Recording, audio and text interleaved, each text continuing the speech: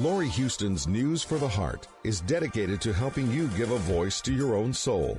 Our hearts have the power to free us from pain and the struggles that keep us from awakening to our true essence. Join Laurie now as we delve into our heart and soul to find the path that will open us to the possibilities and lead us to the life we love to live.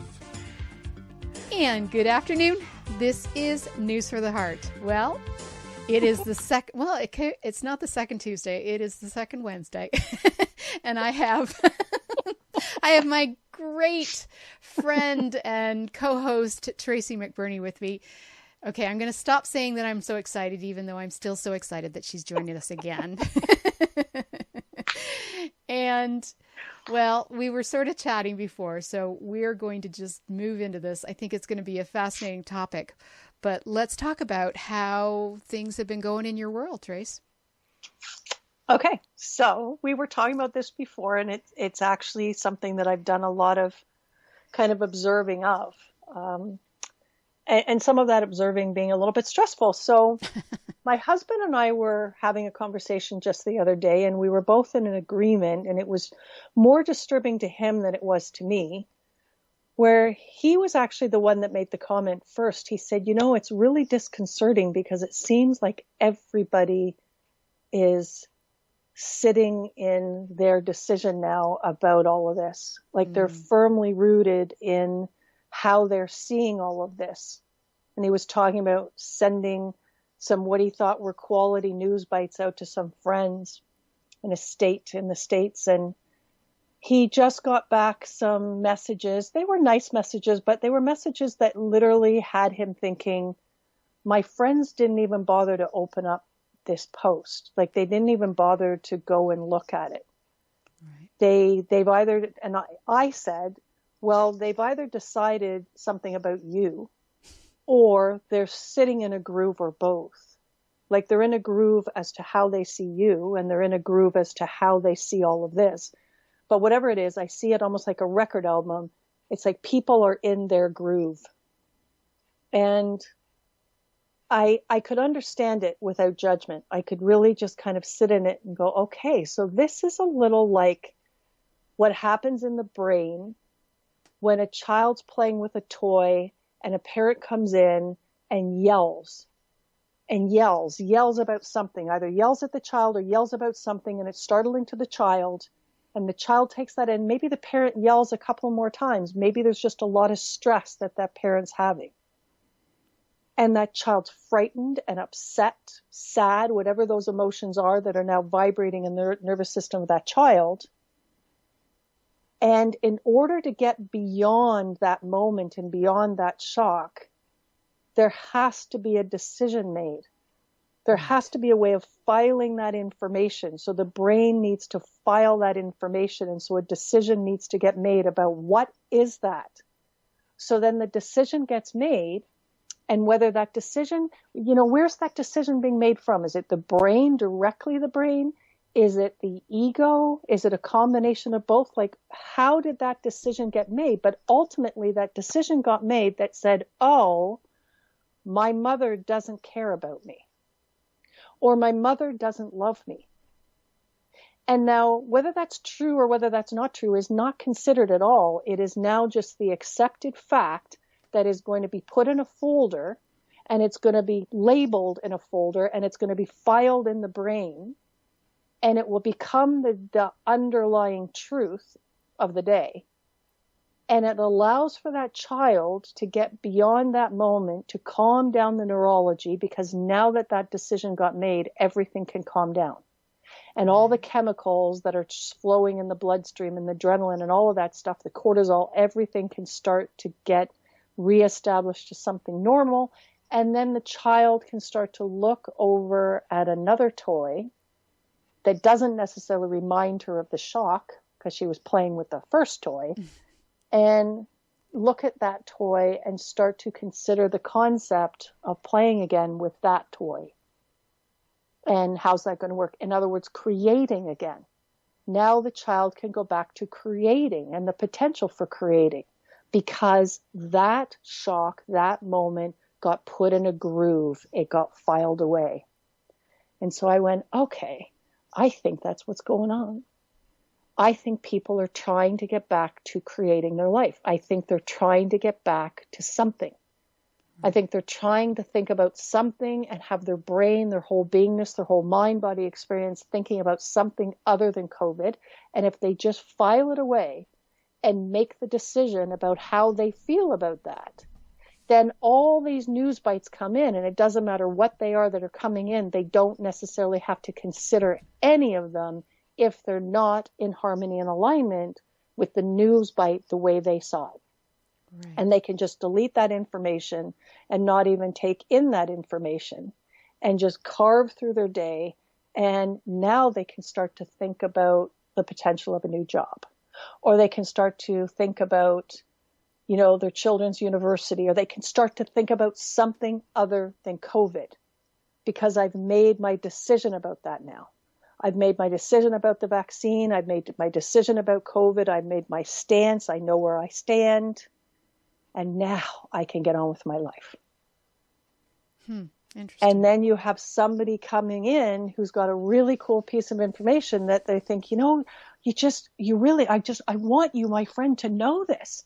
Like, I'm just going to say this out loud, because in one of the news bites that I got from this gentleman, Ryan Cole, I can send it to you. He's coming in from Idaho, and it's a doctor from Idaho. And he just said he was just a new piece of information that he said. So there was lots of stuff that he was talking about, nothing really about vaccines. He was talking about vitamin D. His world was vitamin D, vitamin D, vitamin D. He was really wanting people to understand the science of vitamin D. But then at one point at the end of this lovely talk that he was giving in this community center, he starts to talk about ivermectin. So this medicine that they're not really talking about here. Like, we're not really giving anybody any news bites about this medicine that really is extraordinarily helpful, was extraordinarily helpful with SARS in 2002, and has been extraordinarily helpful, that and hydroxychloroquine, with people that have taken it, that have had problems. And so he was talking about this really cool piece of information that said for people that have long-term effects from this, what we're calling COVID. By the way, any biofeedback I have ever done on this, nobody's had COVID. Nobody's had SARS-2. I've never seen SARS-2 show up in any biofeedback when people have had the COVID test positive. I've seen lots of things. I've seen it show up as biological warfare flu.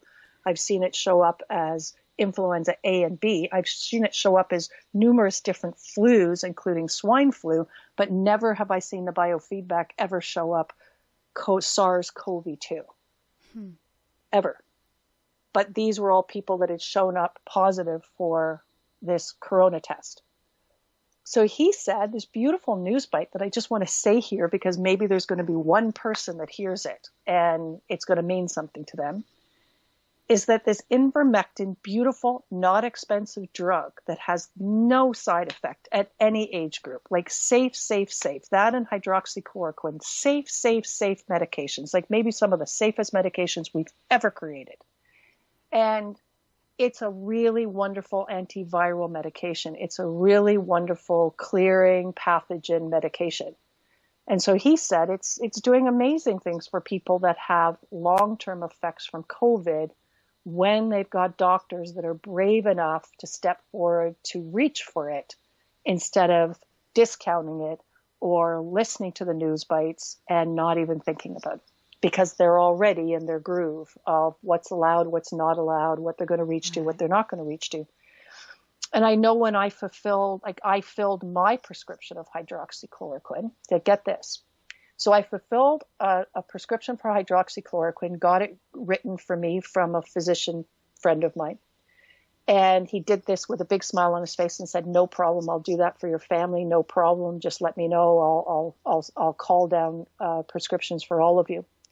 When I went to actually fill the prescription, the sum cost of that prescription, which was going to help me to be better if I got this, because I have asthma, right? So it was going to help me to have some sort of relief, potentially, if that happened, if I wanted to reach for a traditional drug. So I wanted as a kind of a prevention thing or a helpful thing. So this is including the service fee. You know how the pharmacists always choose the service fee, right? So the service fee, I believe, was $8. The sum total of the medication was $15.71, including the service fee. Wow. That's not going to make anybody a full fortune, right? No. Right? And apparently I haven't filled the prescription for the ivermectin yet, but apparently it's equally as cheap. Right? So these are not prescription medications that are going to make, a pharmaceutical industry a fortune. Right. And I don't know, it's also interesting that, and I'll stop talking about it at this point, but I think it's worth us, we're taxpayers, right? Has anybody ever seen the cost profile here? Like, has anybody seen how much money we as the taxpayers, Canadian government, US government, is paying to these companies for the pleasure of a shot of this vaccine? Like, has anybody done the numbers? Like, do we get to know? It's our money. Do we actually get to know how much it costs for you, me, or Joe over there to have a Pfizer shot times 2? And what's that's costing us? Right. Cost of the syringe, the needle, all of it. Cost of the whatever. What is that costing the Canadian government? What is that ultimately costing us? And then I look at the cost of hydroxychloroquine. I look at the cost of ivermectin, these drugs that nobody's talking about, that actually have had wonderful effects for keeping people out of hospitals and keeping people out of ICUs. And we're not talking about it. Doctors are not allowed to play with it or even think about it because it's not in their wheelhouse, unless you have a brave doctor that's stepping out of that wheelhouse. And then you look at the cost of that. Right. And I don't know, I'm just sitting there going, it's my money. It's my money. It's your money. It's it's my brother's money, who I don't know what his tax bill was. I think he paid the government over $100,000 in taxes last year. It's his money. And nobody's talking about that. Right. And I don't know. I don't know. I think we should know that. But we rarely anyway, do. Of our medical stuff, we rarely do because we're not the States. We think it's a free healthcare that we get. Exactly. And I've thought always that, I liked it better when I was younger. So I remember paying an OHIP bill. I remember paying an OHIP bill at my first real jobs, when I had to pay that. And do you remember that? It was like every 3 months you had to pay your OHIP bill. And it was like it was almost like a card. It was like an electronic card, and it was thick. It was like a cardboard card. I never had that. And I'd take it to the bank, and it was like an $83 or something amount of money, but it was an amount of money. Huh. And I had to pay an amount of money for my healthcare. And it was a measly amount of money in relation to what they're paying in the States, but at least I knew I was paying some money. And I was paying into a program. I went straight into the government, so I think they paid it. Yeah, so and I like that. Yeah. I kind of like that better than the system that we had now, because at least I had a sense of there was a cost to this and what I got for that and what I didn't get for that. And to recognize a very vague memory of that $83. I don't know why, but I do have a vague memory of it. Yeah, it wasn't a lot of money. It was definitely in the 80s. It was definitely in the low 80s. Yeah. It'd be interesting to go find Google telling us what that was. And I believe it was a 3-month cycle. Huh.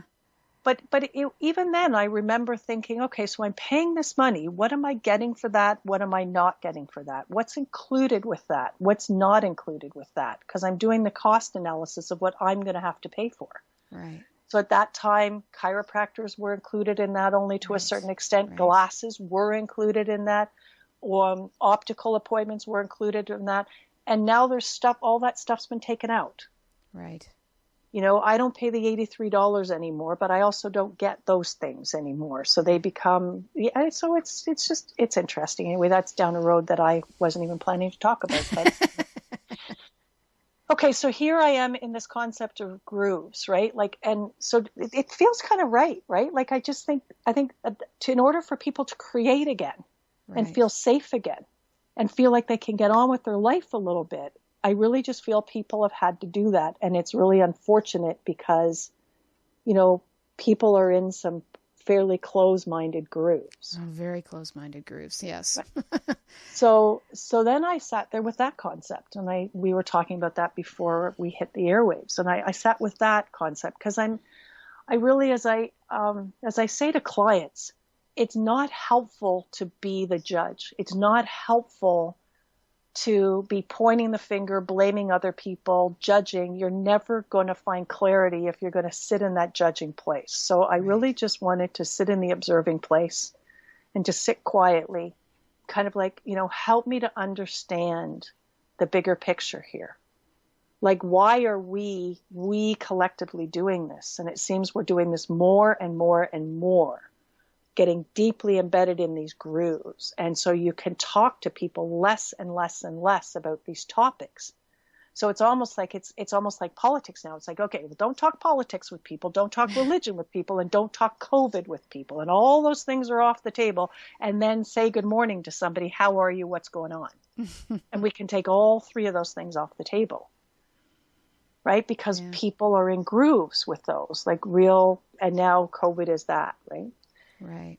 And so I sat with that concept, and I just kind of tried to open the door to the right brain thinking, to let that innate wisdom just come in. And what came in made a lot of sense. It's like, and I sat with that, and I thought, I'll discuss this with Laurie. I've discussed this with a couple of other people. I'm not sitting here saying, hey, I'm the truth provider here. I do find this an interesting thing to contemplate. Right. And I loved it when I think it was Jennifer McLean who said to contemplate something, just to contemplate something, expands consciousness. So I'm not asking you or anybody that might be listening to just take in what I'm saying and take it in as truth. I'm trying to pretend to be the truth provider. I'm saying, hey, I just want you to contemplate it. What if? I love the what if too. What if what I'm saying is true? What if it's true? I'm not saying that it is true, because the moment I say it is true, now we're down the left brain corridor of proof and science. But I'm not saying it is true. I want to play in the right brain corridor. What if? Now we're playing with the imagination. What if it were true? What if what I found out when I sat there in that non-judgmental place, just saying bigger picture, please, and this is what came in, and I'm asking you to contemplate what came in as an answer. I started to understand that everybody is sitting with their own mixture of unhealed human pain with them. Yeah. Everybody has their own mixture of it. It's almost like somebody said to me one day, the soul makes a decision to come in. The light of us, before we ever had body, comes in, makes a decision to come in. And as they come in to the human form, they scoop a scoop of unhealed human pain and pour it into the human experience that will be their human experience. And I think some of us take more than one scoop. But I think you don't get to be here as human. You don't even want to be here as human without wanting to help to evolve the human experience. And the way to evolve the human experience is to choose to take at least a cup of unhealed human pain and bring it in to your creative experience, with the desire that while you're here creating, having fun, playing, living life, getting your toes involved in every beach that you really love to get your toes involved in, and sniff every sea that you love the smell of, you are committing on some level to evolve the human consciousness from the point of view that you took it in from when you first came in. But do you think it was a choice, though? Do you think we sort of choose the sort of issues that we want to work through? I don't know. Maybe because everything's magnetic resonance, maybe what happens is we already have a magnetic resonance. So we pour the cup And that which is a match for the magnetic resonance, like that which is a match for the intention that is our pure intention coming in, starts to come in to stick to us. That which would be helpful. Because as we take on that pain, we're making a choice to put ourselves in matrices of story. Right. Right? At which point we're going to be attracting to us people and experiences that are going to be a match to that painful story. Right. And as we take in that pain, and it comes in and it filters into the DNA and it filters into our energy template, and we take it in as part of us, and by the way, our ego then takes it in as part of its story. Right. So it overlays even the ego. So the ego's got stuff going on that I think the ego's just going, well, where did this come from? Like, I didn't decide this. You know, it's embedded within me, but I didn't decide this. Why am I believing this? Why am I seeing things this way? Why am I wearing these glasses? Why am I predisposed to be behaving in this way? What is going on, says the ego, that I am behaving, thinking, and seeing this way? And it's like, oh, I love you. I am so sorry, ego. Yeah, that's an overlay. Yeah, that just got pressed into you. You know, you're going to be living that way, seeing that way, perceiving that way for quite a long time. You're going to be driving everything from that perspective. You know, and maybe one day, you know, it'll all shift and you'll be free of that, and will be free of that.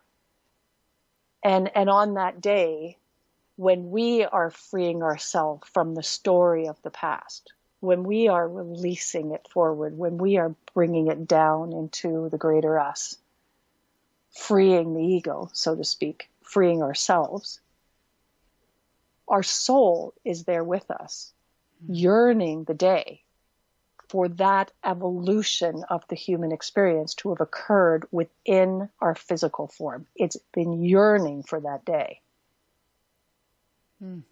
So I look at the experiences of now, and I say, and it makes sense to me. You know, it makes sense to me. There are people that right now, with what's going on with COVID, they truly are, and I got to say, I go down that rabbit hole more than I go down another one, where I'm just sitting here going, oh my God, we are creating a recurring pattern for World War II. We are recreating a pattern that is a scary pattern. Yeah. And locking down people and segregating people and the dirty people and the clean people. We are creating just an atrocious pattern that we've already lived once. And if this goes this way, like, and I'm really not choosing at this particular point to say yes to a vaccine, then I'm going to be perceived as one of the dirty people.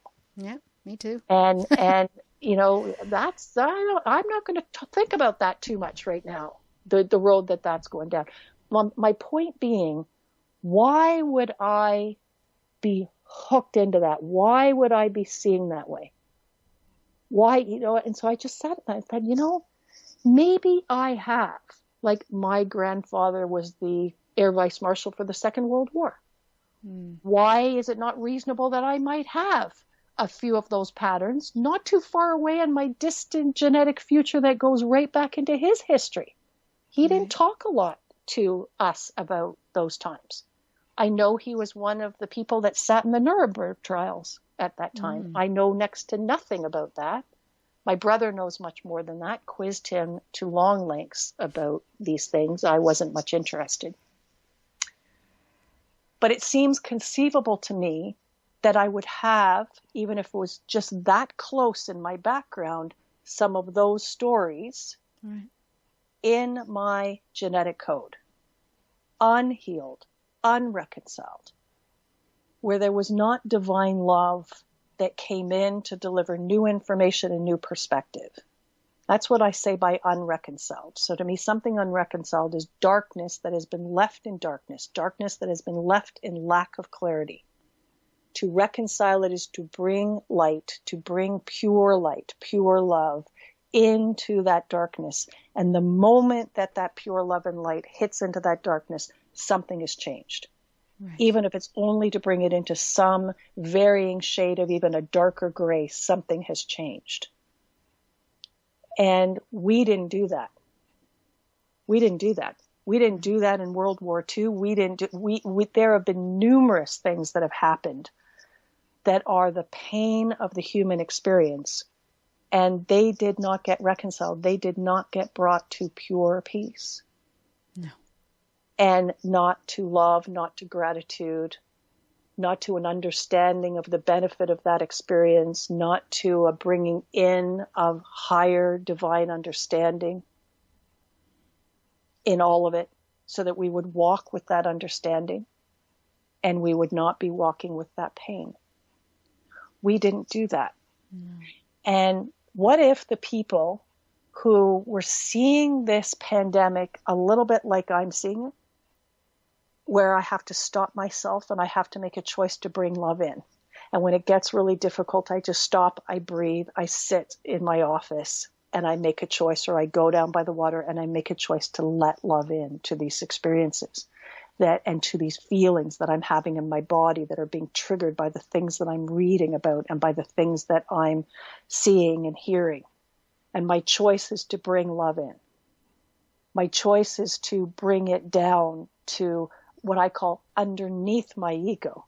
So I see when I'm teaching, or when I've got a client, I would say, think of your ego as like a mesh, a grid mesh of mind, thinking, technology that gets pushed into the human experience and into the body.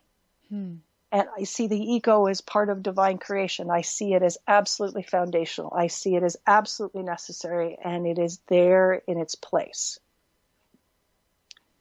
And then to introduce the concept to that ego, to ourselves, to say there was something there that was me before you were placed there. Right. So ego, my choice, get underneath the ego. Get underneath the stories. Go deeper into the beingness of self. Because that's where the core of love is. That's where you find that love within you, that you that was there before the ego meshwork of our technology was ever placed above it. Yeah. Isn't it a cool concept? It's very deep, and yes. And so it's there. So that Right. light of us is above the ego. That light of us, because that beautiful grid work of us, the Right. gold, silver strands of our own technology is everywhere. So it's underneath the ego, because it came before the ego. And it's above the ego. And it's all around the ego. And so it's the concept of, though, that beautiful meshwork of ego is not alone. It doesn't matter where it wants to turn, whether it wants to look up, whether it wants to look in front, whether it wants to look below. That core of light can be found. Right. Which is that pure love light. And so it's like my exercise, take those fears down. Today I'm going to take them down. Today I'm going to take them down to the core of light within me. I'm going to bring them there. I'm going to take those stories there. I'm going to let that core of light hold me and hold those stories that have been contained within me and deliver information, love, light, new understanding into that story. Yeah. Or maybe I'll choose to go up. Maybe I'll choose to, I'm going to share those stories. I'm going to share this pain. That's what I was teaching my son when he was like 8. How to literally, with intention, treat his own technology like a cell phone. Interesting. Like he's his own cell phone. Well, where's the button, Mom, to do all of this? It's intention. It's your intention in your mind. Your mind is powerful. And so it's you intending to want to meet, to connect to that highest I am intelligence, divine intelligence within yourself. You go down to the core of light within you. You send it up. into the core of light within you, because the core of light of you is everywhere. And file sharing. And then the newest piece that I didn't say to him when he was 8, but I love the concept, holding. Holding. Like right now, as people aren't able to hug each other and the rules and regulations around that craziness, people aren't able to hold each other. But maybe as we're in the anorexic state of not being able to hold each other, we can start to learn how to hold ourselves. And where we can go within ourselves to hold us. So that's never going to replace being held by another person. No. But it means the same kind of things that we get from somebody holding us, which is a reminder that something is there, which is a reminder that, and somebody's love comes in because they're holding us. We can do that. Right. So I've done some, as you can tell, I've done some thinking about this, and I have some pretty core thoughts about this. And to me, I just think people's stories are being triggered. Yeah. Their stories are being triggered, and we've all got these embedded old stories, and the earth has embedded old stories because we've all walked upon this earth. And we are being given an opportunity to bring love and light and divine wisdom and new understanding into those stories. We are being given an opportunity to close the lifetime, so to speak, that are still alive within us. And that's exactly the way I see it. If I'm holding that pain from another person's journey, unreconciled, it's a lifetime that person lived that never got closed. It was never closed, and that unclosed, uncompleted life lives within me and lives within all of us, and it's creating real problems now. Yeah. And it's got us, so the moment we've got one of those and it gets triggered, we're wearing glasses. It's like we're wearing the glasses that mean that we're perceiving everything from the perspective of the unhealed human pain that never got connected to greater understanding. And so we're all wearing glasses, me included, we're all wearing glasses where there is not the greater understanding. So we all might be perfectly thinking, we're seeing clearly, but if you're being triggered by unhealed pain, you are not seeing clearly. Bottom line, you are not. If you are being triggered, you are not clear. Right. You are being triggered. And the only way that you could get triggered is by unhealed stuff that has not been reconciled.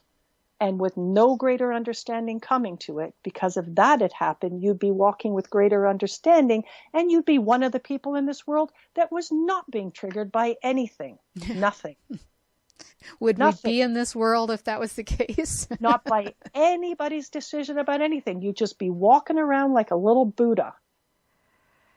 Right? Just Right. not bothered by anything, not bothered by any decision or any way that anybody was thinking.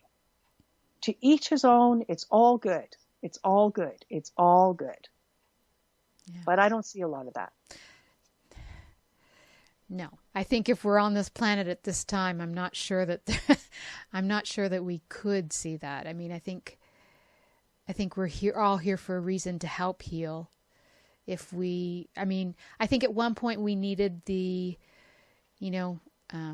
ascended masters or whatever to come to the world, or the gurus that we thought were gurus that, had to hold that space of a higher vibration. But I think now that that's not necessary, I think we're all I think we have raised our vibration considerably in the last 4 decades, maybe. Since the 80s, that whatever shift happened in the 80s started to transform our energies and help us raise our vibration a bit, but we're still stuck in the mud. And we get so easily stuck in the mud because it's we're so easily manipulated. I think is the word. I think we're, we get stuck on watching the media and listening and making our decisions based on, what other people are telling us and not really asking us what our truth is. And so we get stuck. And then I think the world, it's hard. Like, it's hard to move out of, actually it's rather easy once you, once you get in that now moment, once you kind of take that breath and slow down and go, wait a minute, what's going on here? Then you can kind of go, wait, yeah, this is not where we're supposed to be. But we get caught up so easily in everyday life, and everybody, it's socially acceptable to, eat lots of sugar and drink lots of wine. And, now it's socially acceptable to smoke pot. I mean, things are socially acceptable to distract ourselves from distract ourselves from even contemplating, to try and make that point of going, wait, where am I? Am I being triggered? Am I in something other than a space of peace or love or whatever it is that we're working towards, or am I being manipulated? Yeah. So and I love what you've just said. And to make it even simpler for some people, it's almost like I got to take the love word away. Yeah. And I got to take the peace word away. Yeah. And just the simpler piece is, did I just catch myself being judgmental? Mm. Did I just catch myself doing that?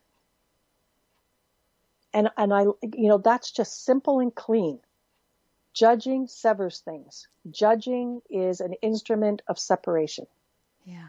So it means that you got to admit, I hope you're going to admit, when you catch yourself in a place of judgment, that even though you don't want to see it that way, and even though there's a part of you that says it can't possibly be that way, when we find ourselves in a place of judgment, then we are not clear.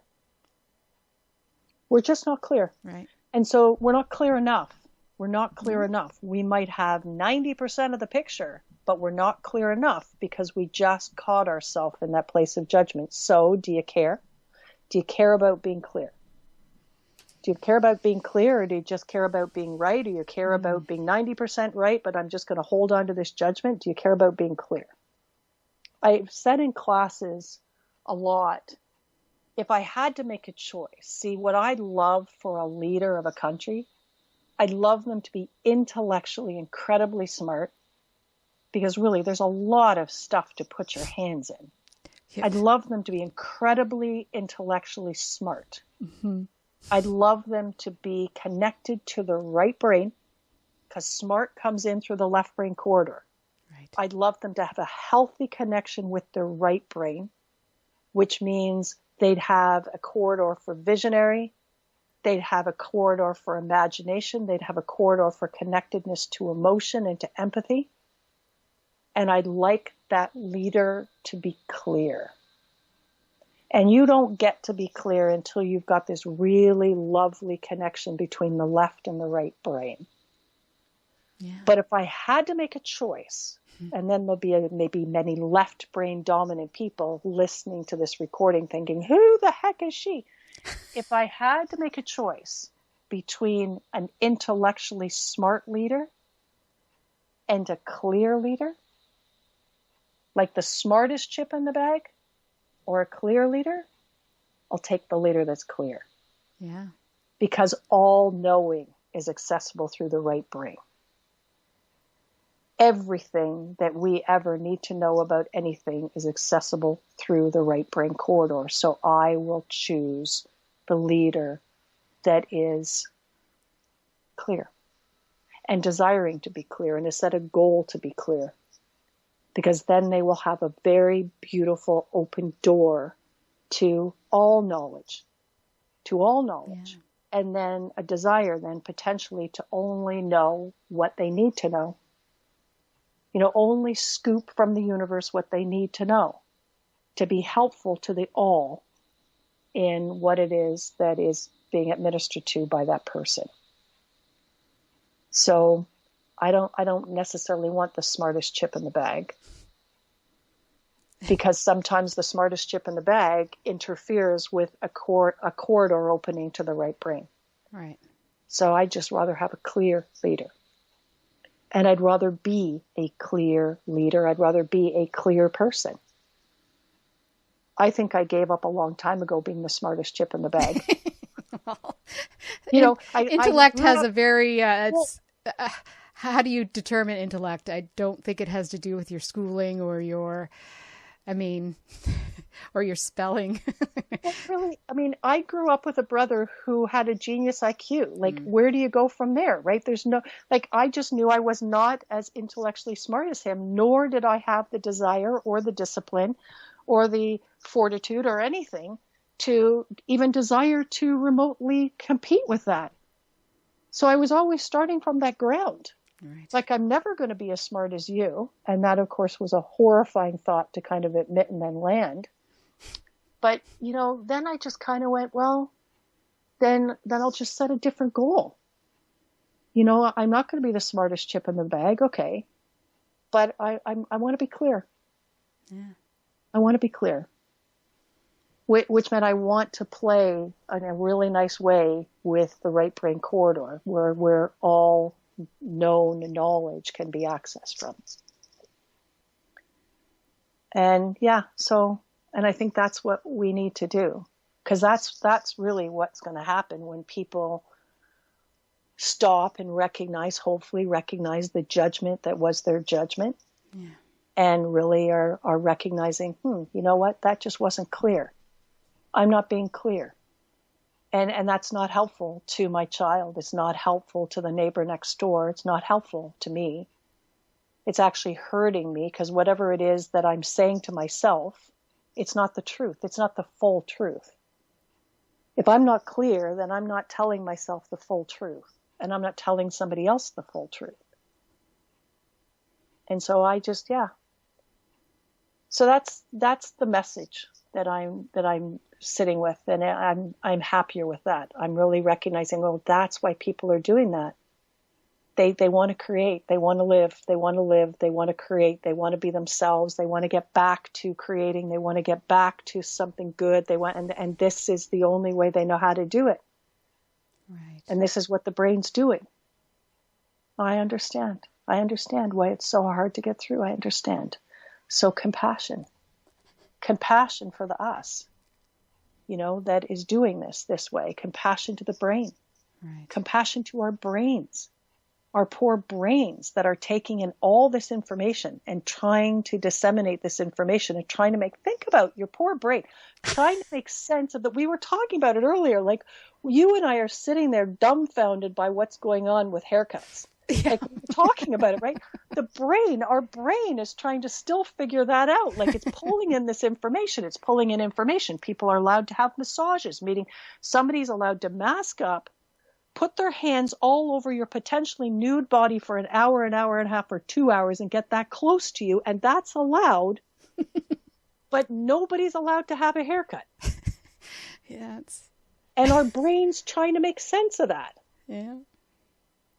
and it's trying to feel safe, and it's trying to put it's trying to get grounded around that, and it's trying to still hold on to the concept that this is a sane world, and these are sane leaders, and these are sane governments, and that they're being well taken care of by governments. And what I think is beautiful about all of this is it is leading us to question. Notice, not judge, just to discern. There's a difference between judging and discerning. Definitely. Right? And so just discerning, just asking the question, like, is this government actually taking the best care of me? Like, are they actually clear? Are they actually being clear? Do they even actually care about being clear? Where are they coming from? It's getting us to really sit in those questions. And what are we asking from our government?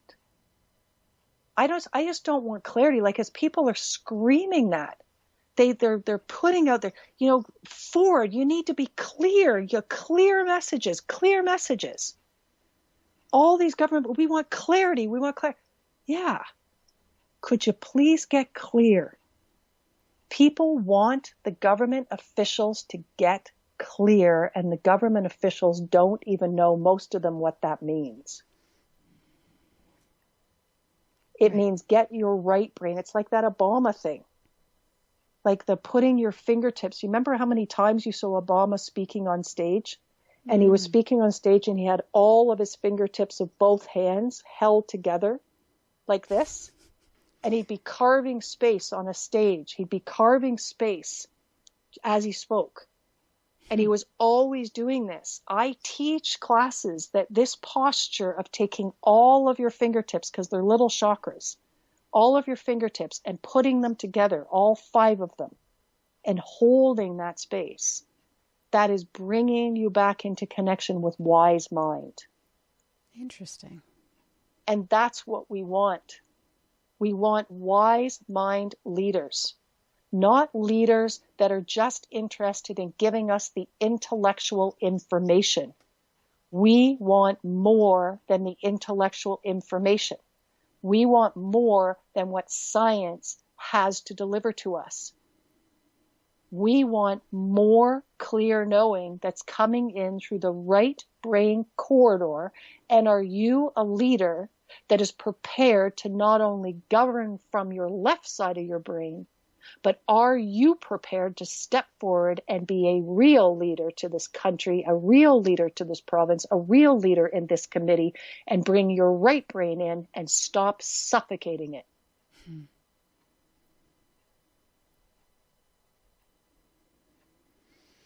Because we want to know what information can come in from the right brain corridors, which is the source of all knowing. Yeah. And are you willing to do that? And are you willing to spend some time, Mr. or Miss Leader, in meditation or in quietness or in stillness with a commitment to do that for us and for yourself? Are you willing to take both of your hands and your fingertips and put them together like Obama did? And I am not in any way, shape, or form saying that everything that came out of that man's mouth was truth. But don't you remember sitting and listening to his messages? He desired to be clear. He had an intention of clarity and groundedness that I'm not seeing in anybody that's getting to any of the microphones of our country or even into the United States right now. I'm just not seeing it. I'm not seeing that in our news bites, and I want to see it. Because then when I heard it and I heard words coming from that place, I know that we are being taken care of. I know that somebody was considering more and deeper information than just the verbiage that was coming through a media cycle. I know that they were desiring to bring in more and be more and find more of themselves. And none of that's judgment. No. It's just, I'm just not seeing that, and I want to see that. So I'm like calling to the leaders to say, hey, are you that kind of leader? Do you have any intention to be that kind of leader? Do you even care about that? And all I'm seeing right now is I'm seeing leaders that just care about what the current science is, what the current numbers are. Yeah. And not even necessarily looking at what I think is some of the current science that I think they need to be looking at. Definitely. But there's just this but I think even those people, as I sit there and look at it and observe this from a non-judgmental place, have also put themselves into a groove. Yes. So in order to feel safe and in order to stay grounded, they put themselves into a groove and they've made certain decisions. And they're not buying away from those decisions. But I want more from a leader than that. Yeah. I do. I want more from a leader from that. That might be okay for this guy over here that you meet at the grocery store. It might be okay for your friend down the street, but this is a leader. I want that leader to be more open-minded to new information coming in, not so caught in a groove that they're not willing to see something larger than a picture that they saw yesterday. Right. Yeah. That's very interesting. And that's what I want for myself. Mm-hmm. Right? I just want that for myself. I'm really looking at, am I caught in a groove? Am I stuck in a groove? Or am I out of that groove and willing to take in more information, more quality information? And not so narrow focused and narrow minded that I'm just stuck too in how I see things and how I do things. So I think that beautiful, I've used it in my office for a lot of years. I teach it in classes, bigger picture, please. And so sometimes the judgment's beautiful when I catch myself in it. And I do. I'm a pretty disciplined person when I to be able to see it. And bigger picture, please, is an awesome thing because it's almost like something just starts to expand. And you just start to see more of something that you just didn't see. And it sometimes translates into what I call an HSOMG moment. I think, could I say, holy shit, oh my God moment. Don't say that in classrooms. Actually, I do the first class. Okay, so this is what it stands for. And then for the rest of the time, I'll just say this, HSOMG. But yeah, it leads to those moments. Like that just the other day when I could really see that. I went, yeah. And people are immersed in their own pain around this. And they're repeating fractal time patterns, like just as Greg Braden speaks about. Right. That we could all be holding information from repeating fractal time patterns that are all firing up now, like all of them. Or maybe some of them coming up 6 months from now. Yeah. So you're probably going to shut me down in a couple of minutes, but I want to say something else before something else. My mother'd be horrified. Something else, like someone else.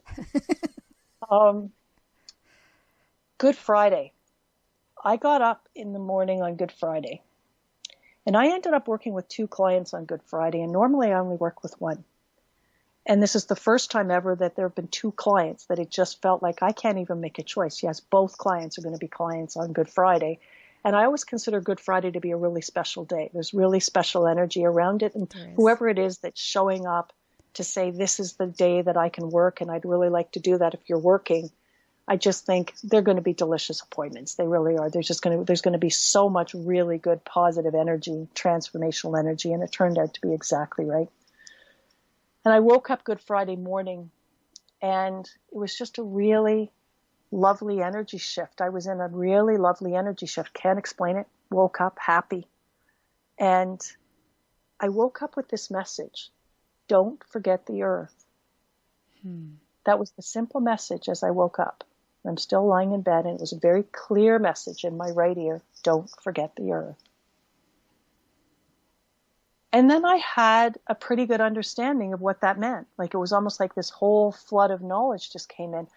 I spend a lot of time helping people to clear up the old stories contained in the mind, body, heart experience so that everything can be cleaner and clearer, and people can be more connected to the light within themselves, the core light, and to that core plan, that core purposing. And I don't really consider the earth. I don't really consider the fact that humans walked on this earth, and that whatever the pain is that's contained within us, it's also contained within the earth. And I never think much about it at all. Right. And so I think my message was, as you're doing all this beautiful work, just have an intention that as it's releasing from the mind-body experience of all the people that might be connected to the client you're working with, because it may be just not one person that is benefiting on that day. Right. from whatever's been cleared. Just have the intention, even if it's an unconscious attention, that that be scooped up, returned back to source from the earth too. So that the earth is cleansed and cleared, so that we're not walking here on this earth in old pain. Nice. That it's just released from everywhere. Everywhere that took it in, everywhere that took it on. It's just released, transformed. It's like now we can start anew. And we can have new experiences that aren't the repeating patterns of our old experiences with our signature on them. Right. Be aware of your groove. Find clarity. Release it. And release it from the earth as well, because it's stuck there too. It's kind of interesting because, as you say, be aware of your groove. But if we could heal that which created the groove or created the necessity for the groove, then we could get our groove back. A new groove? A groove back. Like, then we'd be dancing with ourselves. Like, then we'd be free.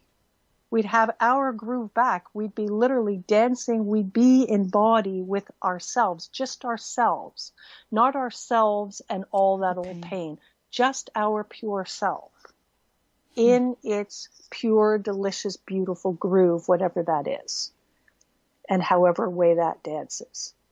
Oh, speaking of groove, before we walk away from this, there's a song that my husband has been playing over and over and over again over the last couple of weeks. And it's a song, it's Bruno Mars's new song. Oh. And he's got it out in a group. So he's made a group. So it's himself and this other gentleman. If my husband were here, he'd go, oh yeah, the other gentleman's name is so-and-so, and the groove and the name of the group is, I don't know. I can't, it's Stilo or Silo. It is the most exquisite song. And the groove of this song, my husband's been playing it over and he's finding it everywhere he can find it on the internet. People are watching it of all these different ages, this song, this new song of Bruno Mars that's part of this group that he created, this group of two men, himself and this other gentleman who's quite a well-known singer and musician, whose name maybe you're Googling it right now. I thought you could do that. See, I don't even have the capability to do that. Well, I do, but I just can't multitask like that. And what he's doing is he's watching as, these people on YouTube are listening to this song, and it's a lot of them that are under 30. They're listening to the song. They've never heard a song like it. Is it Leave the Door Open? Yes. Okay. Yes. Can you play the song? Can you play the song while we're here on tape? We can possibly. Did you do it or not do it? I don't know what's possible. I don't know what magic you can do back there. The reason why I say that is because there's such a groove in this song. It's like your hips start to move, your legs start to move. I don't think there's a person that you watch actually listening to the song that isn't moving. And it doesn't matter what age it is. My husband is loving it because he just feels like music has lost melody for 20 years. He's a musician, and he was just like, oh my goodness, melodies and harmonies are back. And he says kids are listening to it and loving it. And 20-year-olds are listening to it and loving it. And people of all ages are, but the people that are later, like our age and later, they know these harmonies and they know these melodies. This is a lot like the Temptations. Like, it's got a flavor, even when you see it on the video, it's a flavor of the Temptations kind of finding their way back into mainstream music. But it is a beautiful, beautiful song. And it will make your hips move. There's a sexiness to this song, a groove to this song. I mean, I don't think there's anybody that could listen to this song that wouldn't be moving parts of their body that maybe they haven't moved in 10 years. Yeah, it's a beautiful song. So that's what, and really, I think it speaks to the spirit of us, the essence of us, the soul of us, the flavor of us. And I think the timing of this song coming out on the airwaves is not by accident. I think it's signaling some things for us and waking some things up and reminding us that there's a soul within us and a spirit within us, and we have to listen to it. Nice. And maybe not listen so much to the authorities saying this, this, and this, and we just have to listen to that authority within ourselves. and get in touch with that, because that song is doing exactly that. It's getting in touch with the light of us. Nice. And so have a listen to it. I think you'll feel the same way. Cool. Well, so getting our groove back by getting out of these grooves, but recognizing why we're in these grooves. And it's survival that we're in these grooves, and we're just trying to stay creative and stay alive. And anyway, so I'm not judging it. Nice. Wow. I'd just like us to get our grooves back.